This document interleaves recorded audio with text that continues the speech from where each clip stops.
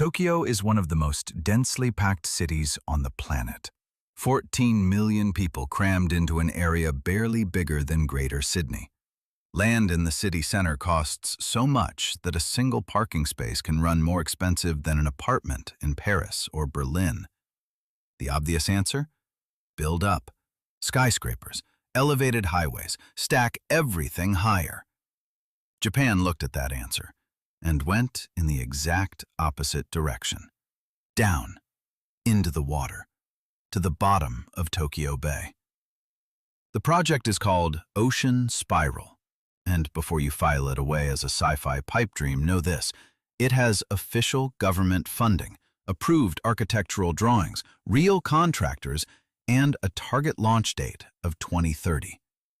A city-sized sphere 500 meters across, anchored 4 kilometers below the surface of the ocean. Inside, apartments, offices, research labs, and farms. But here's the part that didn't make it into a single official press release. When the engineers began scanning the seafloor of Tokyo Bay, they found something nobody expected. Something that forced the project's architects to quietly rewrite major sections of their documentation, with no announcement, no press conference, no explanation. Stay with this to the end. The finale is not what you think it's going to be. Before we get to the underwater city, you need to understand something. Tokyo has been going underground for decades.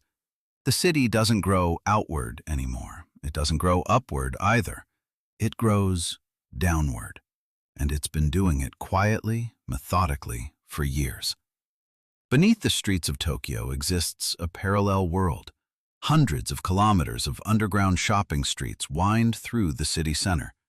You could spend an entire day walking through restaurants, boutiques, hair salons, and live music venues without once stepping outside.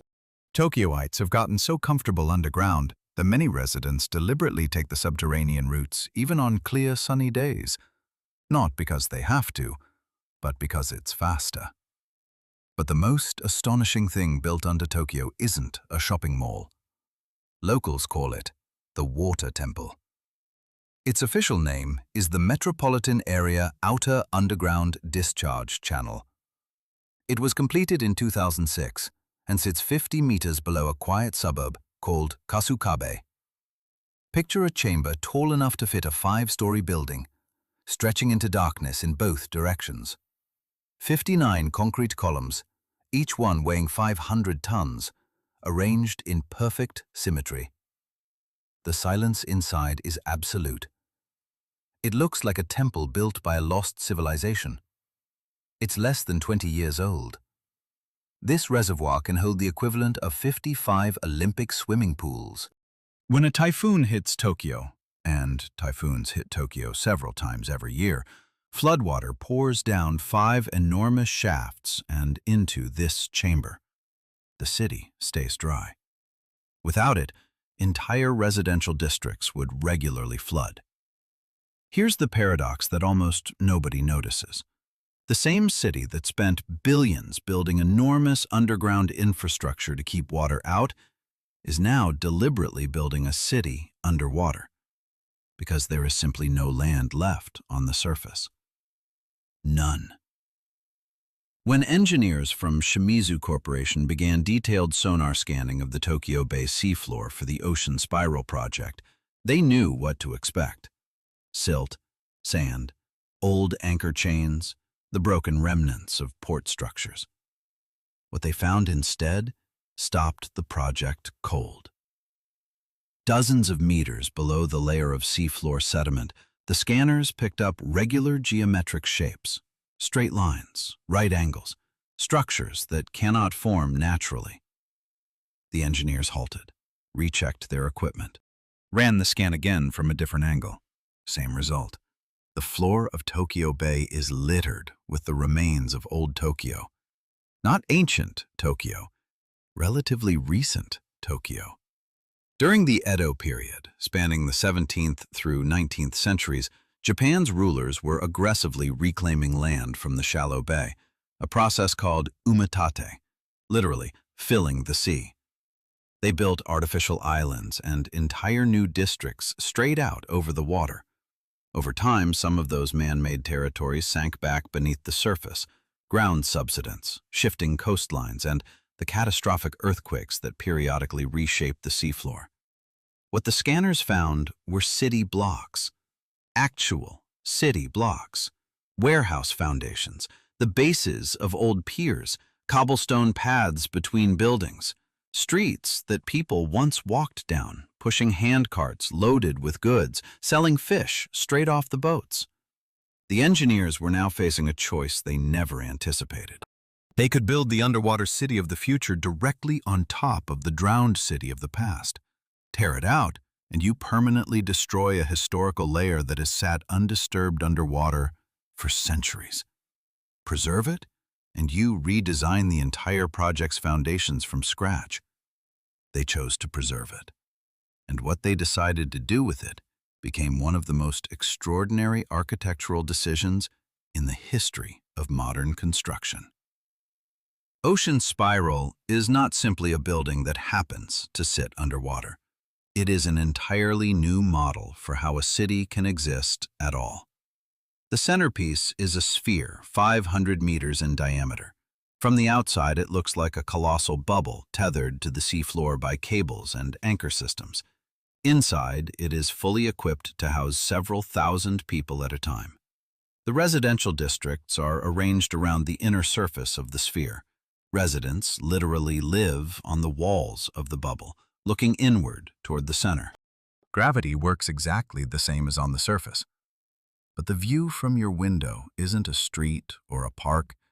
It's the interior of the sphere itself, lit by artificial light that cycles through the day. Warm pink at dawn, bright white at noon, soft amber at dusk.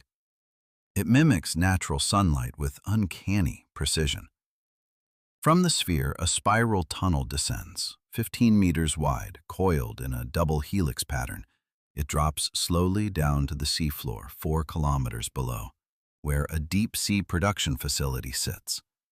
Because at that depth, something extraordinary happens. The water temperature is a constant 2 degrees Celsius year-round. The pressure is immense, and hydrothermal vents on the seafloor produce both energy and rare earth minerals, materials that, on the surface, sell for more per kilogram than gold. The city runs entirely on ocean energy. The temperature difference between warm surface water and cold, deep water is converted into electricity using the same basic principle as a heat pump. Food is grown in hydroponic farms inside the sphere. No soil, no sunlight, just nutrient solutions and artificial light. Drinking water is desalinated on site. But the detail that hits hardest is this. The architects designed the entire system to be capable of going completely dark, fully cut off from the surface, for up to 30 days. No supply deliveries, no communications, no contact with land whatsoever. The underwater city can sustain itself in total isolation for a month. This isn't just housing. It's a full-scale rehearsal for how human beings might one day live on another planet. Now let's go back to what they found on the seafloor. Among the remains of the old city structures, researchers discovered something that stumped historians for months. In one sector of the bay floor, the scanners revealed the remnants of an enormous wooden lattice structure. It extended several meters down into the silt and covered an area the size of several city blocks. When historians cross-referenced the find with archived maps from the Edo period, the answer came back almost immediately. This was the foundation of one of the largest warehouse complexes in feudal Japan. In the 17th century, this is where rice from across the entire country was stored. Rice, in Edo period Japan, was not just a food. It was money. Samurai were paid their salaries in bags of rice. Taxes were paid in rice. The national budget was denominated in units of rice called koku, roughly 150 kilograms, the amount needed to feed one person for a year. A lord's power wasn't measured in gold or silver. It was measured in how many koku his lands could produce. The submerged foundation the engineers found was the literal treasury of feudal Japan. This was where the wealth of an entire nation was stored, and it has been sitting on the bottom of Tokyo Bay, undisturbed beneath silt, for 300 years. A few meters from where the underwater sphere will soon be anchored, the architects of Ocean Spiral made a decision that even the historians didn't see coming. They incorporated the sunken warehouse zone into the tourist circuit of the underwater city. A dedicated transparent tunnel will pass directly over the historical remains. Residents and visitors will be able to look straight down through glass at the wooden lattice structures below their feet. 300-year-old timber framing, preserved in the cold and dark of the bay floor. The treasury of the past will literally become the floor of the future. Here's a question a lot of people ask. Why is Japan doing this now? Underwater construction technology isn't new. What changed? The answer is in numbers the Japanese government doesn't advertise widely. Tokyo is sinking. Not as a metaphor, literally. Some districts of the city have dropped 4 meters relative to sea level over the last 100 years, the result of decades of intensive groundwater extraction. The pumping eventually stopped, the subsidence slowed, but it did not stop. Meanwhile, the level of the bay itself is slowly rising. 2 trend lines, a sinking city and a rising sea, are quietly converging. Engineers have run the projections. Under certain scenarios, parts of Tokyo's coastal districts will sit below sea level within a few decades, not because of a dramatic catastrophe, but simply because of these 2 slow, relentless processes grinding toward each other. Japan isn't waiting for the sea to come to it. It is going to the sea first, on its own terms, on its own timeline, according to its own design. And in that attitude, in that refusal to simply wait and react, you see the entire Japanese approach to existential problems.